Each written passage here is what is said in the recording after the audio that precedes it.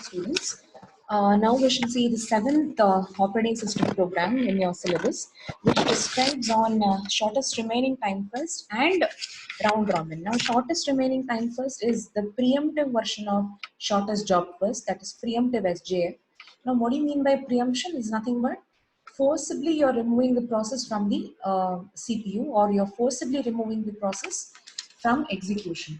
Now, SRTF, coming to SRTF, that is shortest remaining time first. Each process given with an arrival time and a burst time, if you consider, each process is executed for one unit regardless of whatever the burst time is given.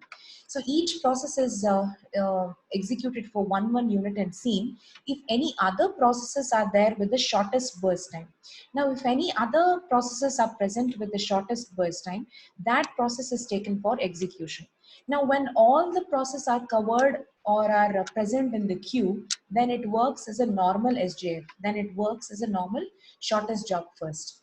Now, round robin in this version of the program does not take arrival times. It only takes the burst times. But if the arrival times are also given for the round robin, so the arrival times, the queue, and the time quantum, three considerations have to be made. But here, as you're only using the burst time, only the burst time, the queue followed by the time quantum is only maintained. Now, what do you mean by time quantum in round robin is nothing but the time quantum is maintaining how much amount of time the process should remain in the CPU. Now, after that stipulated amount of time, after that time quantum is over, that process is again forcibly removed from the CPU. So there is a distinguished amount of time that the process will remain in your CPU. Now, if you see the output of this program,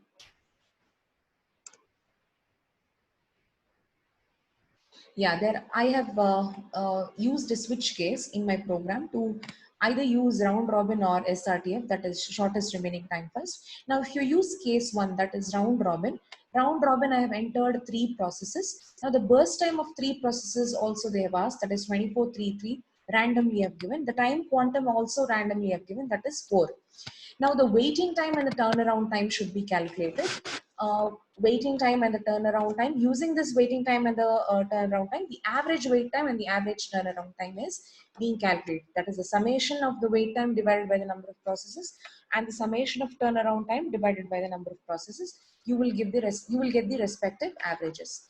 Now, if you choose case 2, that is if you choose SRTF, now I have entered three processes here.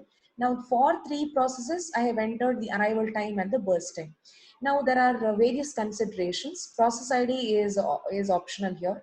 Now, the arrival time, burst time is displayed. Waiting time, the completion time. Completion time is also called the finishing time. And the turnaround time is also being displayed, followed by the ratio. Now, ratio, that is the last column is the ratio. Ratio is nothing but the turnaround time divided by the burst time. Now, ratio is again optional here. Again, using the waiting time and the turnaround time, the average is being considered. That is the T average and the waiting time average. So this shows you the working of the complete shortest remaining time first and the round robin algorithms. Now, if you want to execute in your Unix platform, that is if you want to execute the same program in your Unix platform, use gedit, that is use the graphical editor or use the gedit platform. You can also use the vi editor followed by the file name. Now, this is again a .c, this is again a normal C program. So you should use this normal C compiler, that is cc followed by the file name, which is of the extension .c.